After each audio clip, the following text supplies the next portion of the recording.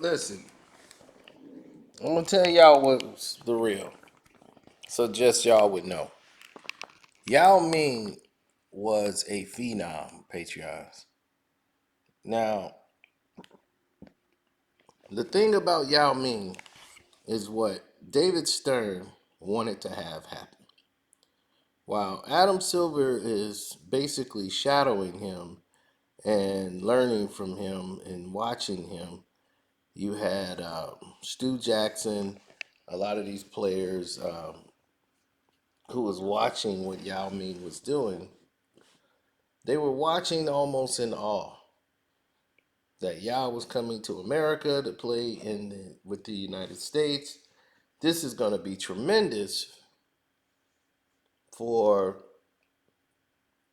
increasing the market value of the team.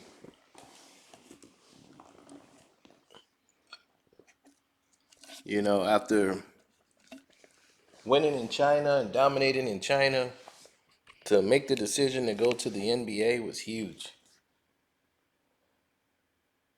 And Jeff Van Gundy was pretty much, this was his last gas at coaching.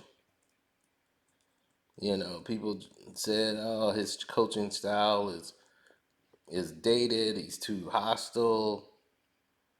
They didn't like him. So now he lucks up and gets Yao Ming. Finally, he's got a big man he could work with. And they said, hey, he had Patrick Ewing. He could teach him some things. And buddy boy,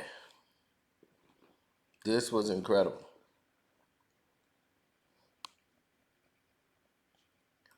See, they put a lot of pressure on Yao to join the NBA. So Yao had to get an agency. So he went to Evergreen Sports. So Evergreen was supposed to get 33% of Yao's earning. So they were putting up this first people to put some money up. But then they found out that the contract he had with them was invalid. So, Yao grew. Chinese authorities and, the brothers knew about Yao Ming playing with him on the video game. The endorsements that came his way, the National Basketball Association was earning millions. The Chinese government came and got involved, and they made new regulations that would require Yao Ming and the other Chinese players to turn over half of the NBA money to the government and China's national basketball program and all their endorsements as well as their salaries. Right? So Team Yao was with Eric Zhang, his NBA agent. These advisors got him in there, and then they got NBA agent Billy Duffy. And they came over there. He had an economic professor from the U of UIC rather, not U of I. That means University of Chicago, by the way, in case people are not from here. And Yao was predicted to be the number one pick overall, even though people were, worried about Yao's NBA eligibility. They were like, we're a little uncertain. But Wayne Zichi refused to return to China to play for the national team, so he was banned from China. The CBA has stipulated that Yao would have to return to play for the national team. But they also said they wouldn't let him go to the United States unless the Houston Rockets would take him first overall. China was making that decision. He had to go to Houston or else he would play for no other team. Well, Houston wears the colors of, the flag of Russia. Not Russia, but China. So they wear their colors. So China pretty much adopted the Rockets as their team. Even though they love the other players, the government has made that decision. So they said, we will let Yao go, but he has to play for the national team. So Team Yao and the Rockets had to work something out that said, yeah, they would draft Yao with the number one pick. So the CBA gave permission on the morning of the draft for Yao to play in the United States. And that's when the Rockets selected him first overall and became the first international player to ever be selected number one overall. And he never played any previous college or basketball. No college basketball. No U.S. college. Now, he was allowed to skip preseason training camp. You didn't see him because Yao played in the 2002 FIBA World Championships playing for China.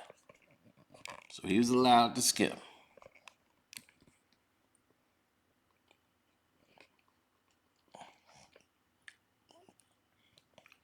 Charles Barkley wasn't a fan of Yao, didn't think Yao was going to pan out to be anything. He told Kenny Smith, man, I'll kiss your ass if Yao scored more than 19 points in one of his rookie season games.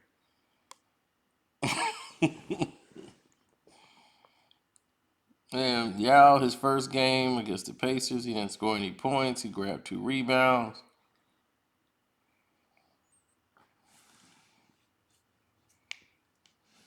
So he played only 14 minutes a game. He averaged 4 points a game in his first like 7 games, and then he scored 20 points on 9 for 9 from the field. He hit 2 free throws against who? The Lakers. First meeting with Shaq, which was what they were building for when when Yao got to the NBA. Like they got somebody for Shaq. This is gonna be a great battle, Yao versus Shaq. And he blocked Shaq shot, so he was up on the plateau, and the international dollars was beaming in. So this big 2002 push is when the Yao industry and machines started to come in. But they couldn't let Yao win a championship.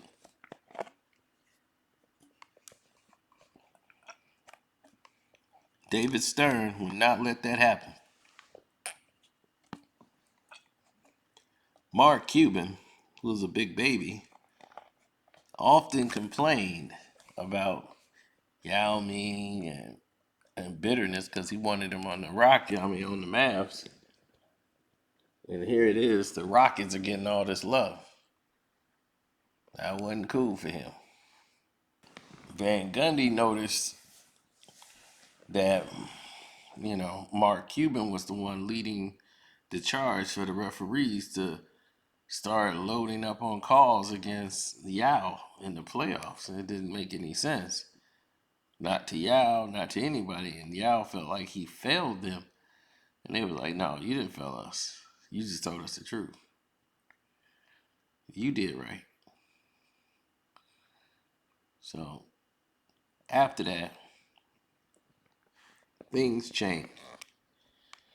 And not necessarily for the better. Yao started to get nicks and injuries in his first season. He's never played this much basketball. Just competitively back and forth on the plane, and he's 7'6". So starting to wear on him. And it was only a matter of time of how long it was before Yao, body give out on him. The NBA could have promoted it, made it better. Him, T Mac, offered, they had a good team. They played well, and they get to the playoffs. They'll win 2 games, and then it'll fall apart. They go into the 7th round, game 7. and the game just slips away. So shortly after, Van Gundy had made a statement saying that Van Gundy said the refs was lobbying for it. Man, Cuban called the NBA and complained and cussed them out. And they came and they fined Jeff Van Gundy, the largest fine in NBA coaches history, $100,000. They were pissed at Van Gundy, so he had to issue out an apology live on air and all this stuff. They- So imagine that. You put all this work in, and what do you get back in return? Nothing. You get nothing for your sacrifice. Jeff Van Gundy accuses the refs of targeting Yao Ming and said Mark Cuban was encouraging in that, or had an influence, had a role in that. If it wasn't obvious the NBA was going to bounce him out of the league, this would be his last coaching gig. As his contract ended, so did his coaching career in the NBA. He got an NBC job, and that's where he remained until this year here. Uh, David Stern couldn't let Yao Ming win. Letting Yao Ming win means a win for China. That's the way he looked at it, especially being led by a number one draft pick from China. Him to have some moderate success, yes, but never win an NBA championship. Americans have to dominate. We have to win. This wasn't just the number one versus everyone else in the world. In their minds, it's America has to win. David Stern was very keen on that. They were loving making the money marketing off Yao Ming, but in the end, the Chinaman must go down. America must win. We have the best players in the world. That's what David Stern believed in when he wanted us to go and play in his dream team to bring the gold back to America.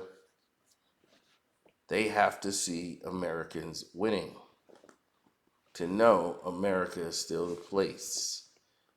Why is the game of basketball so much better there? Why their players are so much better? We have to get there. So their most talented would want to come play for America. So they have to see Americans win. This is the David Stern formula. He could not allow a foreigner to lead a team to victory.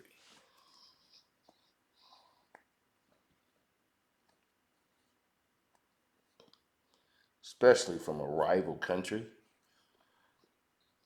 such as China. If Yao Ming came and won a championship for the Houston Rockets in China, China would have felt they were more empowered because they had the number one NBA star in the world, and he's from China. Their control over Yao Ming, and they could determine what they want to do. If Yao gonna play, Yao's not gonna play. The NBA did not like the Chinese government having that much control over their sport. Well, look at it now. Now you're crawling on broken glass on your knees because you need the NBA. I mean, you need China. Without them, it don't work. Boy, it's amazing how far people have come.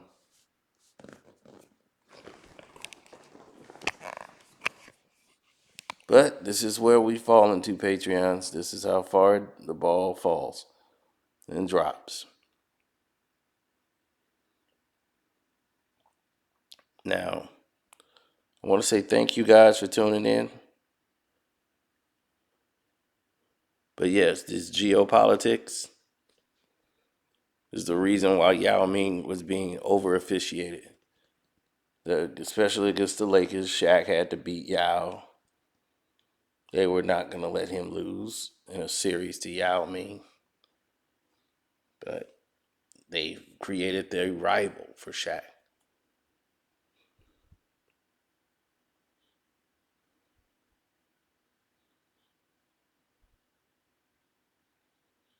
So when Shaq went to the Hall of Fame, Yao Ming followed suit.